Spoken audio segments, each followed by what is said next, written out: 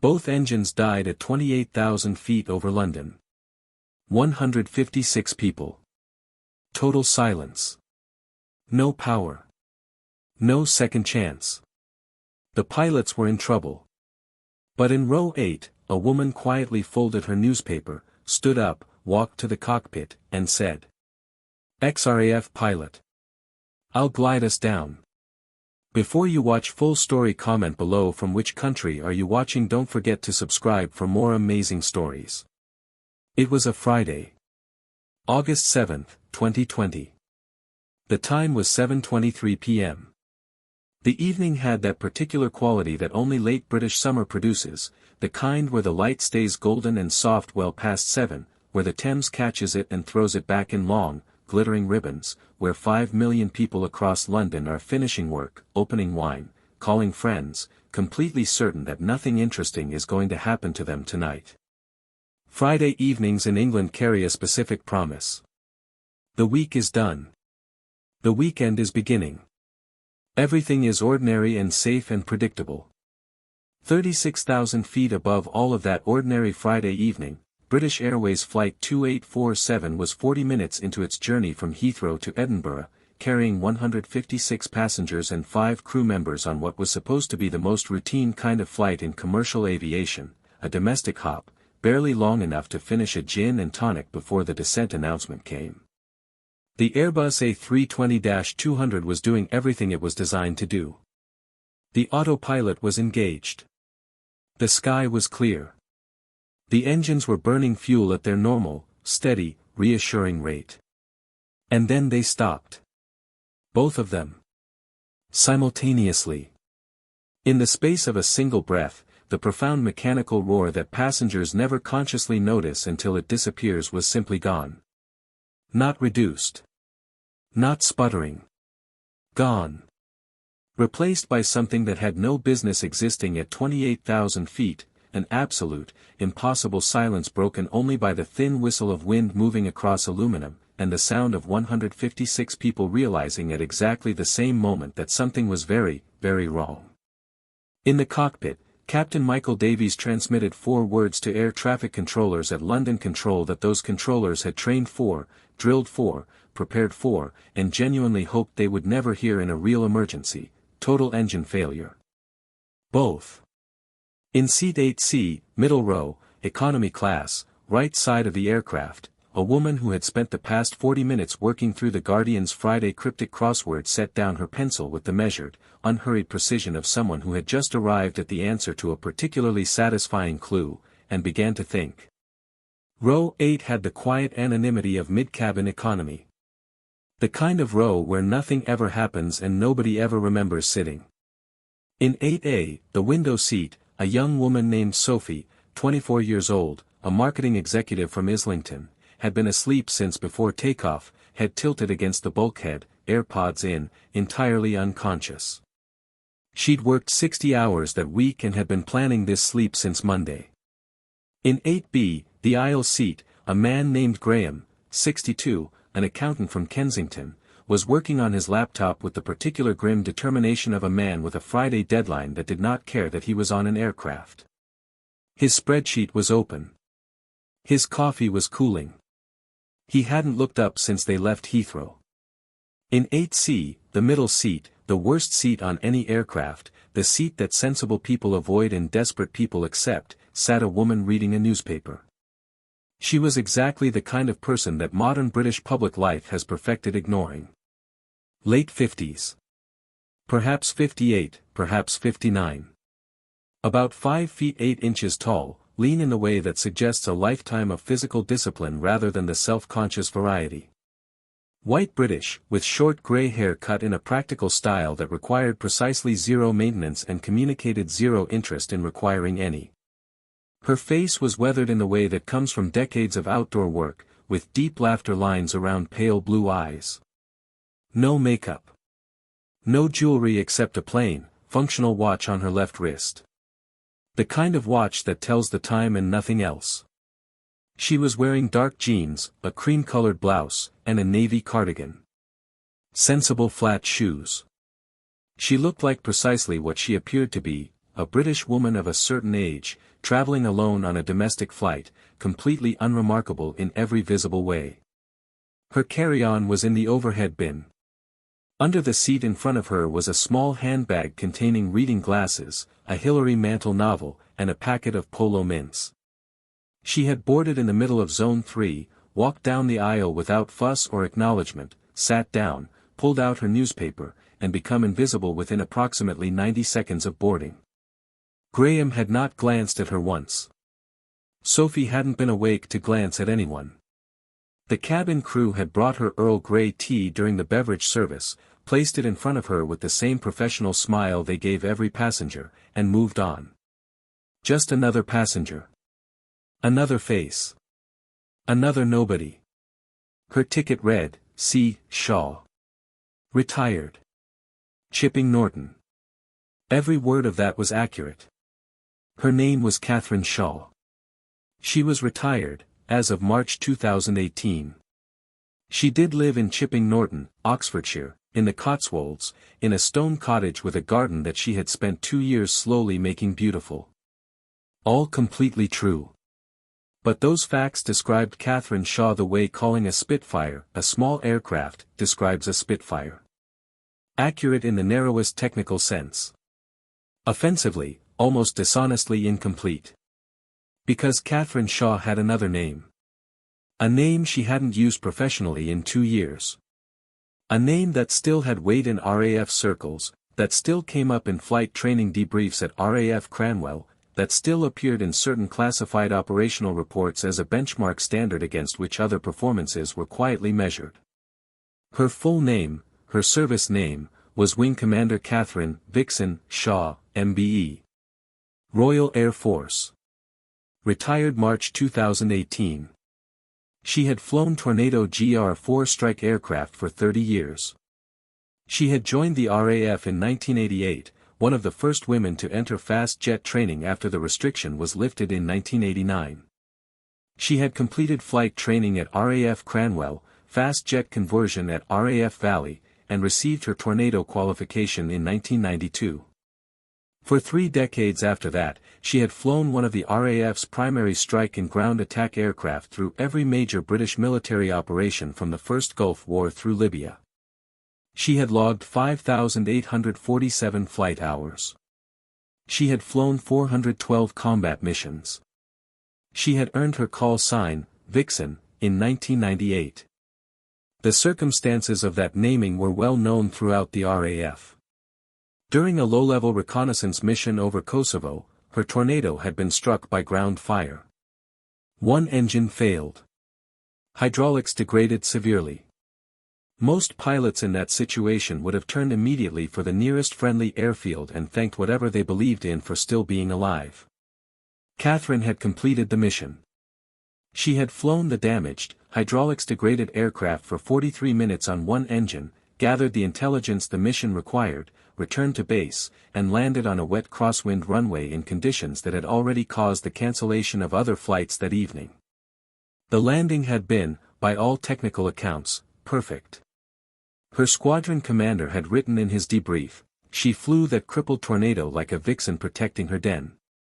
Tenacious. Precise. Utterly unstoppable." She refused to accept that the aircraft couldn't do what she needed it to do, and the aircraft, apparently, agreed with her. The call sign had stuck. For the next 20 years, Vixen meant something specific in RAF fast jet circles. It meant the pilot you chose for the mission where everything was going wrong and it needed to go right anyway. It meant the instructor whose students had a survival rate and a skill level that other instructors quietly envied.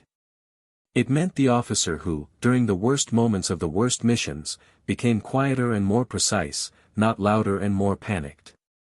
She had commanded a squadron. She had served as station commander. She had received her MBE for services to military aviation in 2015. She had retired at the mandatory retirement age for her rank in March 2018, leaving after 30 years with a ceremony at which the speeches were long, the room was full, and multiple decorated RAF officers had said, in varying ways, that they were not entirely sure the RAF knew what it was losing. She had moved to the Cotswolds. Bought her stone cottage. Planted her garden. Joined the local book club, where she was reading her way through the Booker Prize long list. She had become, with genuine intention and real satisfaction, Catherine Shaw, retired wing commander, Chipping Norton, nobody special.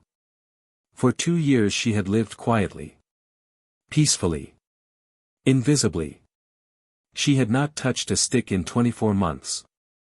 She had not worn a uniform since the retirement ceremony. She had been, this particular Friday evening, simply looking forward to arriving in Edinburgh, visiting her old friend Margaret, drinking a reasonable amount of Margaret's excellent Speyside whiskey, and going to bed early. Until 7:23 p.m. When 156 people needed Vixen instead. Catherine was on clue 17 across when the engine stopped. The clue read, RAF Pilots Challenge in Storm, 8. She had been considering headwind as an answer, pencil hovering, when the sound she had never consciously been tracking simply ceased to exist. Her pencil stopped mid-letter. 30 years of fast jet training activated with the instantaneous, total clarity of a system that had been waiting, patient and ready, through 2 years of retirement. She knew that sound. More precisely, she knew that absence of sound. She had experienced dual-engine flameout twice in her career, both times in training scenarios designed to be survived, and the sensation was completely unmistakable. The deep, constant mechanical roar that an aircraft's engines produce, the sound so omnipresent that passengers filter it into background noise within minutes of boarding, was simply gone. Not reduced. Not interrupted. Absent. Total engine failure. Both engines. Dual flameout. The aircraft was now a glider. Her mind began calculating before her emotions had time to register an opinion about the situation. Altitude, approximately 28,000 feet, based on cabin pressure and elapsed flight time since departure. Glide ratio, an A320 glides at approximately 17:1 in clean configuration. Possibly 16:1 accounting for current conditions and aircraft weight. At 28,000 feet with a 17:1 glide ratio, in perfectly still air, that meant approximately 76 nautical miles of range. But the air was not still. There had been a weather briefing screen at the departure gate, and Catherine had read it automatically, the habit of 30 years refusing to stop regardless of how civilian her life had become. Northerly headwind, approximately 25 knots at altitude. That reduced effective glide range by roughly 15%. Effective range, approximately 65 nautical miles. She looked out the window past sleeping Sophie, and there below was London, enormous and glittering in the evening light, the Thames a silver ribbon threading through it, familiar and detailed even from this altitude. Heathrow was behind them. She'd noted their ground track from the navigation display she'd glimpsed during boarding. Approximately 15 miles back. Against the headwind, returning to Heathrow was theoretically possible but energy-intensive and margin-thin. An uncomfortable option. Gatwick was to the south, perhaps 22 to 24 miles. Long runway. Proper emergency services. Comfortable within the glide range even accounting for the wind penalty. London City Airport was roughly 8 miles to the east. Too close to dismiss, but the runway was 1,500 meters, far too short for an A320 without engine power and without normal braking assistance. Stansted was to the northeast, perhaps 30 miles. Possible, but farther than necessary. Gatwick. That was the answer. South, downwind relative to their ground track, sufficient range margin, long enough runway, proper emergency facilities. She had the solution in approximately 4 seconds. The cabin had not yet finished erupting. The sequence had been, the engine stopped, then silence, then a beat of collective confusion as passengers registered the absence of sound without yet interpreting it, then the seatbelt sign illuminated with its familiar double chime, then the PA. Captain Davies's voice came through carefully controlled, professionally British, carrying the specific vocal quality of a pilot reading from emergency training while simultaneously managing a crisis. "Ladies and gentlemen, this is the captain. We have experienced a dual-engine failure. We are not in immediate danger. We are gliding normally and have declared an emergency. Please remain seated with seatbelts fastened. Cabin crew, seats for landing. Dual-engine failure. Gliding normally." Those words did not belong in the same sentence in any commercial aviation announcement that had ever preceded a good outcome, and the cabin understood this in approximately the time it took the PA to click off. Sophie jerked awake with a gasp, AirPods falling out, eyes wide and immediate with the animal fear of someone woken by danger. "What's happening? What's happening?" Graham's laptop screen went unread. His face had gone the particular shade of pale that spreadsheet accountants go when they realize the problem in front of them cannot be fixed with numbers. Did he say both engines? Did he say both? Catherine set down her newspaper. She folded it carefully, creasing the fold precisely along the existing line, and set it in the seat pocket in front of her. Then she sat for perhaps 3 seconds with her hands flat on her thighs, running through what she knew and what she needed to do, in the methodical, unhurried way that RAF training produces in people who have been deliberately placed in simulated emergencies until emergency stops feeling like something special and starts feeling like a problem to be solved. Then the PA crackled again. A different voice this time. Female. Younger. The professional control present but thinner, the edges showing. First officer. This is First Officer Chen. I need to inform passengers that Captain Davies has become unresponsive. I am flying the aircraft. We are gliding with no engine power. I need any qualified pilots who are aboard this aircraft to identify themselves to cabin crew immediately. I repeat, any qualified pilots, please identify yourselves to cabin crew now. Catherine unbuckled her seatbelt. Graham grabbed her arm. His grip was strong with the involuntary strength of genuine fear. Where are you going? You can't stand up, we're going down, you have to stay. She looked at him. 40 years of being looked at that way, by junior officers who needed to understand something important, by students who needed to stop being afraid and start thinking, by people in high-pressure situations who needed someone to anchor to. And her expression communicated everything necessary without raising her voice above conversational level. We are not going down in the way you mean. We are gliding. This aircraft glides perfectly well without engine power. It has enough range to reach an airport safely. The first officer up there knows how to fly this aircraft, but she's alone, her captain is incapacitated, and she's going to need help with energy management and approach planning that her commercial training may not have fully covered. I can help with that. I need to go to the cockpit. Let go of my arm, please.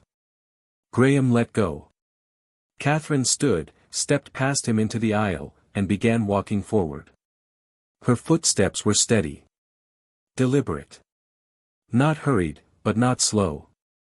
The aircraft was descending at a rate that was not dangerous but was unmistakably happening, and the cabin was full of the particular mixture of sounds that large-scale human panic produces: sobbing, prayer, the rapid unintelligible murmur of people calling family members they might not see again, children asking parents questions that parents couldn't answer, a man near the front of the cabin making a noise that wasn't quite any recognizable word.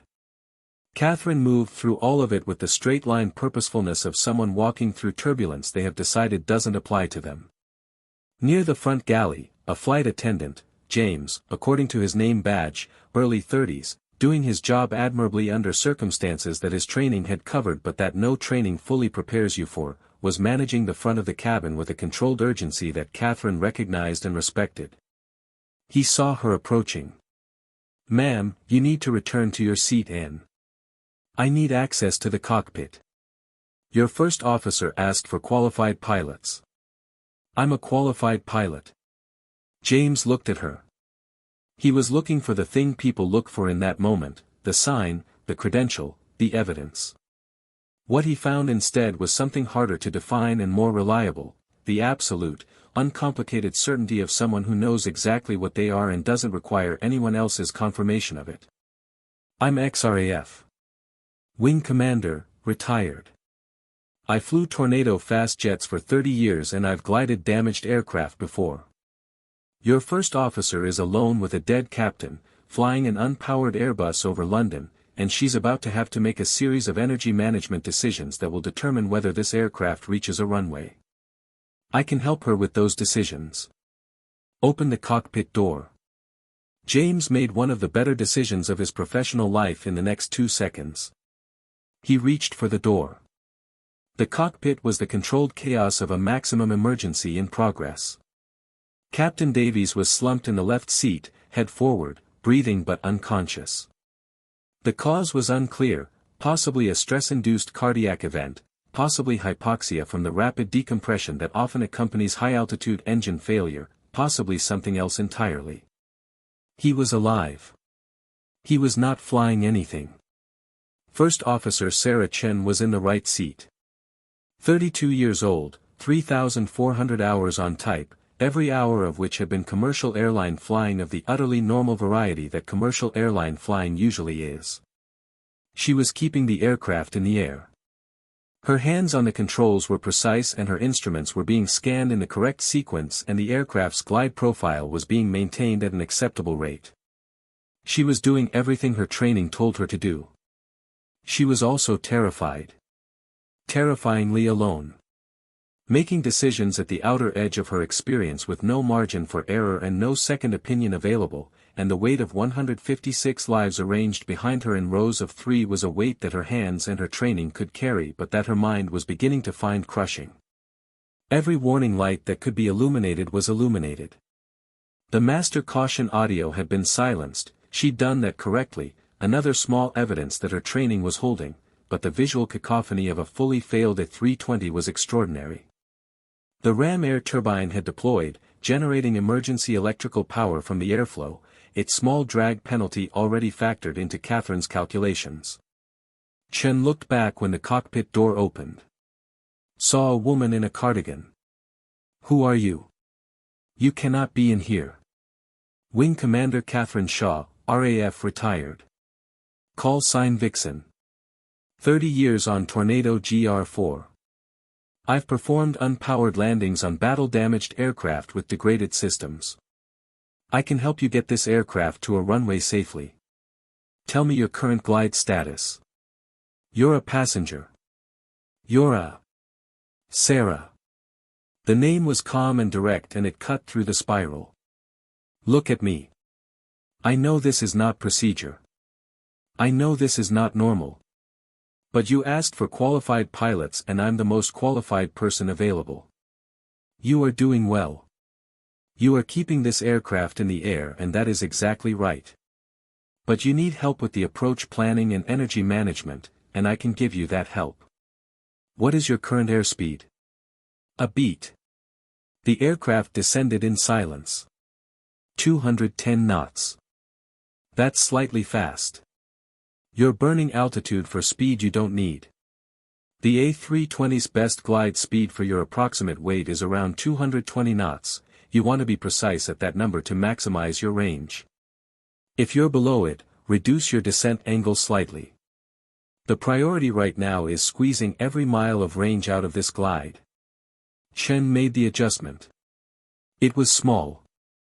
The descent rate improved marginally, the way these things always do, not dramatically, but measurably, and in a situation where every 100 feet of altitude was another half-mile of range, measurable improvements were the difference between reaching the runway and not reaching it. Good. That's exactly right. Now.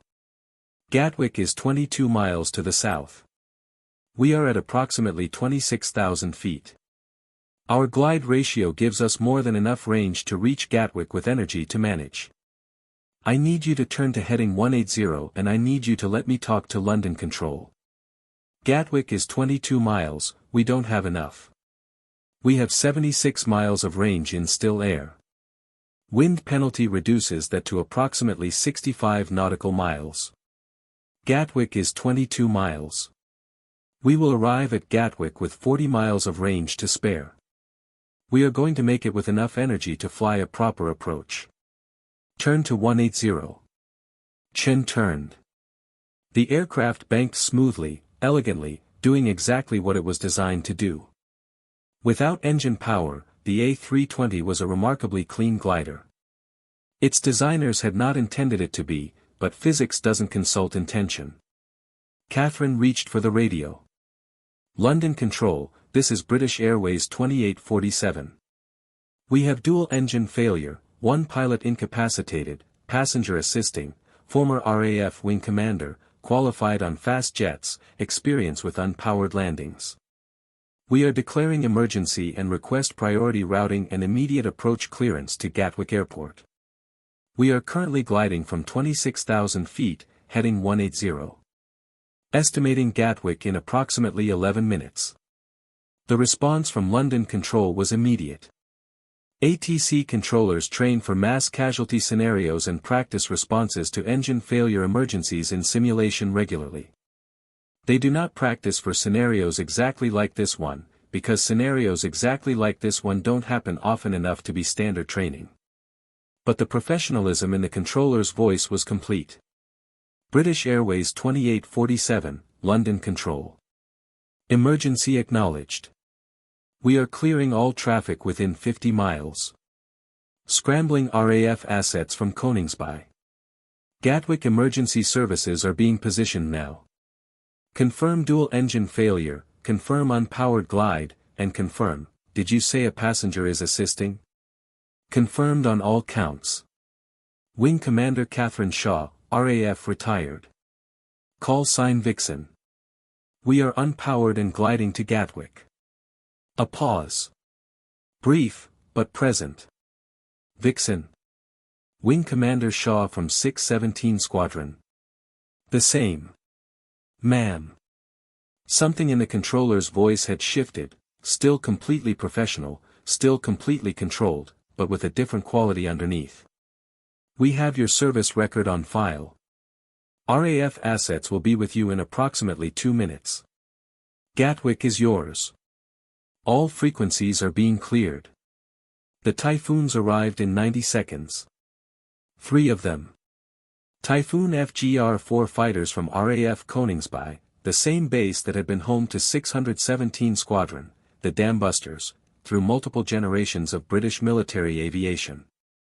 They came out of the evening sky with the kind of purposeful, controlled speed that military aircraft have when they are doing their jobs rather than performing for airshows, and they took up positions off the wings of the gliding A320 with a precision that made the formation look as though it had been rehearsed. The lead pilot transmitted on the emergency frequency, British Airways 2847, this is Apollo 1, flight of 3 Typhoons out of Koningsby. We are visual on your aircraft. We are here to assist in any capacity. Please advise. Catherine keyed the radio. Apollo 1, this is Catherine Shaw, Wing Commander retired, currently assisting First Officer Chen with energy management and approach planning for unpowered glide to Gatwick. Request visual inspection of both engines and assessment of any external structural damage. We have no indication of fire or structural compromise, but I want a second pair of eyes. The pause that followed was fractional. Less than a second. And then the lead Typhoon pilot said something that contained, in 4 words, the collective reaction of every RAF fast jet pilot who had ever trained at Cranwell between 1995 and 2018. Vixen. You're Vixen Shaw. Yes, Apollo 1. Can you inspect the engines? Squadron Leader James Mitchell, ma'am. You trained me. 2012, Basic Tactics Course, Cranwell. A beat of professional recalibration. Moving in for visual inspection now. The Typhoon slid alongside with a grace that Catherine registered and appreciated even in the circumstances. The pilot flew it close enough for a proper visual assessment of both engine nacelles, pulled slightly ahead, circled to the other side, and returned to his escort position. Vixen, both engines appear externally intact. No visible fire, no structural damage, no debris visible in the intakes. External assessment suggests possible fuel contamination event or major multiple bird strike. We cannot assess internal condition, but from the outside these engines should restart. The fact that they haven't suggests contaminated fuel or a fuel supply issue rather than mechanical failure. Catherine absorbed this. Fuel contamination causing simultaneous dual-engine flameout was rare enough that most commercial pilots went their entire careers without encountering it, but it was a known failure mode, and it was consistent with what she was seeing. The engines looked intact because they were intact. They simply had no fuel worth burning. Understood. We're committed to the glide. The engines are not coming back. Gatwick approach, I need runway assignment, current wind, and any obstacles or traffic on the approach path. Gatwick has assigned runway 26 left. Wind 270 at 8 knots. Runway length 10,879 feet. Approach path is completely clear, they've stopped all Gatwick traffic and ATC has cleared a corridor. Every emergency vehicle they have is being positioned. A pause.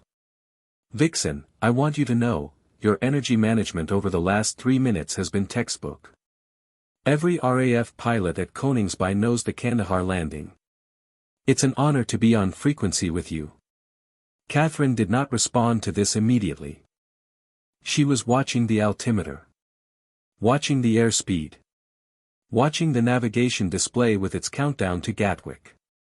Running the calculations she'd been running continuously since the moment she stepped into the cockpit, the invisible mental arithmetic of a pilot who thinks in energy and rate and angle and margin the way other people think in words.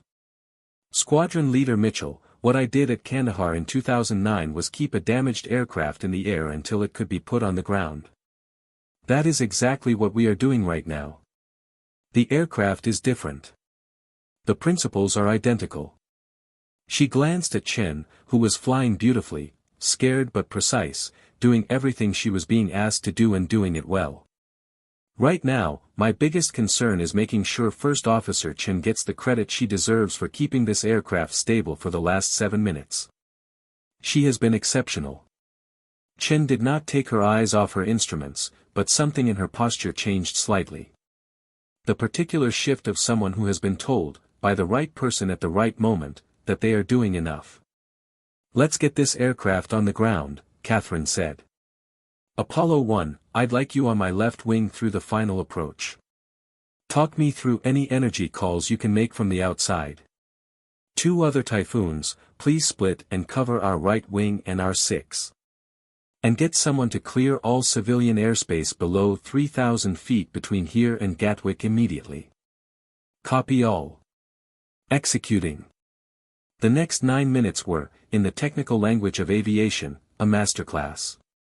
In the human language of what it felt like to be in that aircraft, they were 9 minutes of a kind of focused, silent intensity that nobody who experienced them ever fully found words for afterward. The cabin had gone quiet, not the relaxed quiet of routine flight but the held-breath quiet of people who understood that something extraordinary was happening above their heads, that the outcome was not guaranteed, and that there was nothing they could do but wait and trust. In the cockpit, Catherine and Chen worked in a rhythm that developed within minutes and felt, by the end, as though they'd been flying together for years. Catherine called the energy.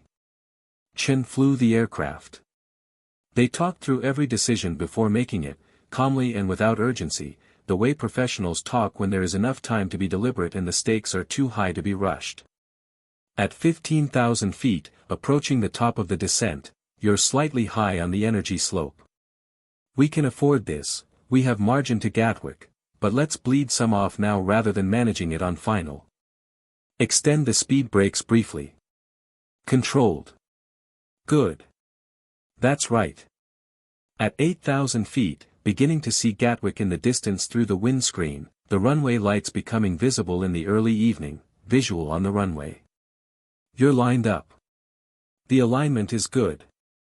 Don't chase the localizer, the aircraft is going where you're pointing it. At 5,000 feet, configuring for approach with the limited hydraulic power available through the ram air turbine, flaps on schedule. Landing gear, we'll get one good extension from gravity. Don't cycle it. Single extension, confirm green lights, leave it alone.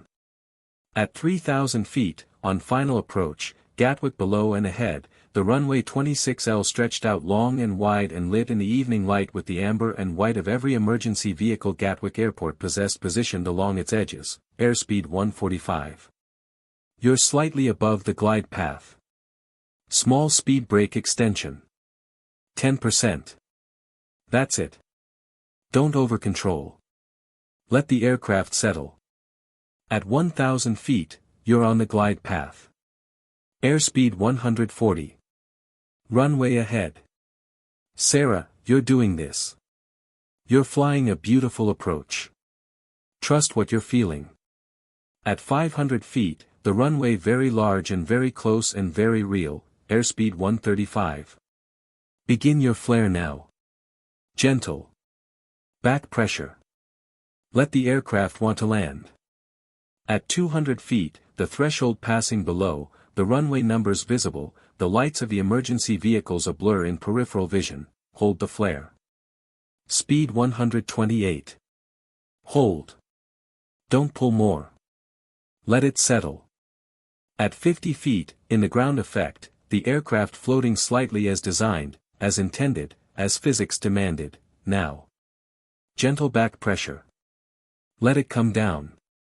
The A320 touched down on runway 26 left at Gatwick Airport at 7:34 p.m. on Friday, August 7, 2020, 11 minutes and 12 seconds after losing both engines at 28,000 feet over central London. The touchdown was on centerline. Smooth enough that several passengers in the rear of the aircraft, who hadn't fully understood that the aircraft had been without power for 11 minutes, later told investigators they'd thought it was a normal landing. The aircraft rolled straight and true down the runway, decelerating on its remaining brakes and the aerodynamic drag of extended flaps, and came to a stop with 2,400 feet of runway remaining. All 156 passengers. All 5 crew members. Alive. Unhurt. Safe.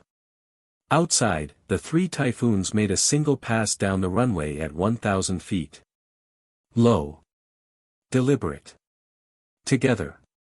And all 3 pilots, as they passed the stopped A320, performed the gesture that RAF fast jet pilots rarely make outside of formal occasions, a salute.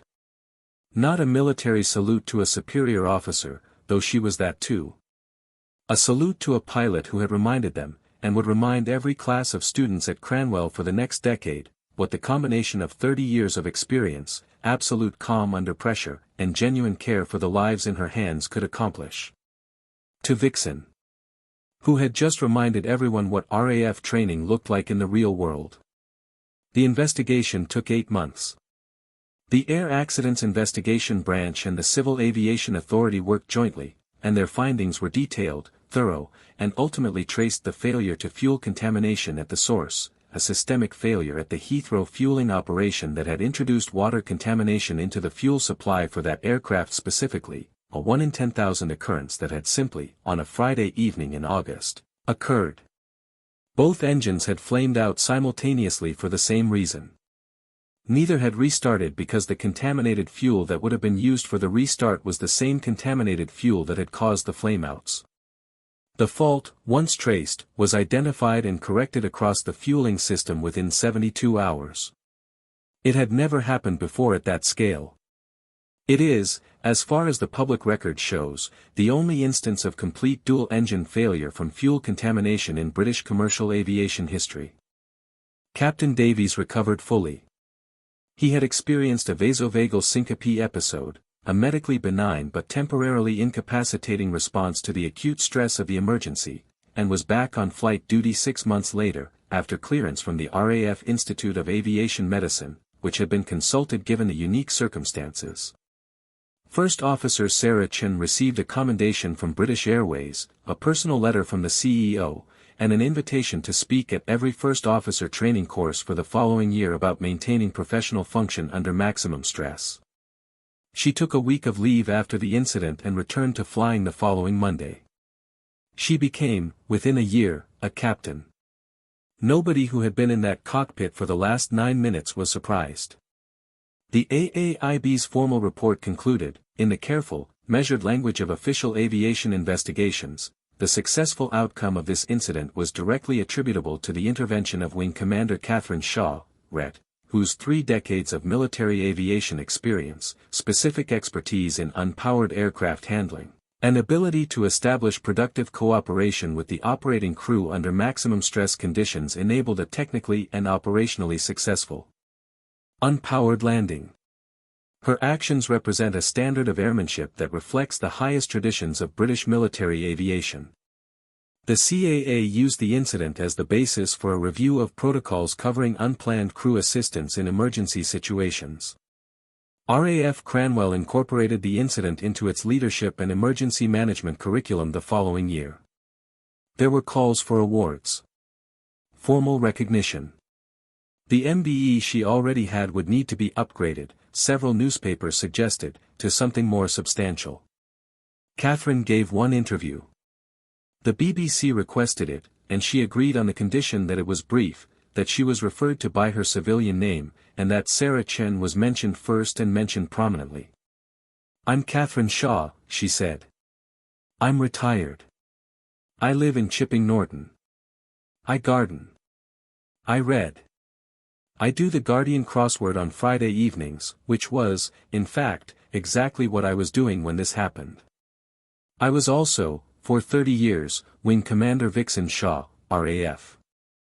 I flew Tornado GR-4 aircraft on combat operations and I've glided damaged aircraft before. I know what a dual-engine failure feels like, and I know that an A320 at 28,000 feet has more glide range than most people believe. On Friday evening, 156 people needed those specific skills. So I used them.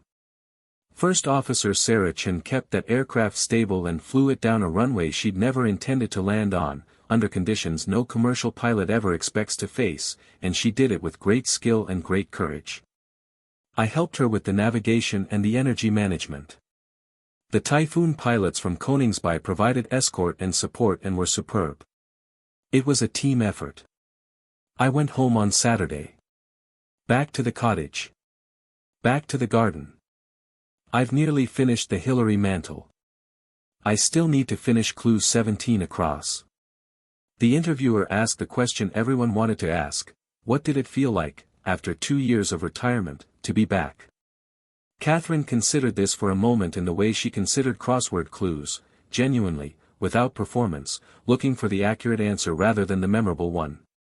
"It didn't feel like going back," she said. "It felt like being used. There's a difference. I haven't stopped being who I was. I've just stopped doing it professionally. When the situation required it, the skills were there. They were always there."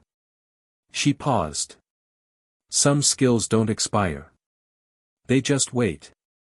In Seat 8C of British Airways Flight 2847, before the engine stopped, there was a woman with a crossword and nobody paid her any particular attention. On the morning of August 8, 2020, every newspaper in Britain carried a version of the same story, and every version eventually got to the same detail, that the person who had guided 156 people to safety had been sitting in the middle seat of economy class, invisible, unremarkable, reading The Guardian. Retired Wing Commander Catherine Vixen Shaw, MBE, declined all further requests for interviews, television appearances, speaking engagements, and the offer from a publisher who wanted her to write a memoir. She completed Clue 17 across over breakfast on Saturday morning. The answer, she confirmed to nobody, was headwind. She went outside and tended her garden. On August 7, 2020, at 7:23 p.m., a woman in a navy cardigan put down her newspaper and saved 156 lives. She was home by the following afternoon. She has not mentioned it since, except once, to her book club, when they asked if she'd had an interesting summer. "Reasonably," she said. "Pass the biscuits."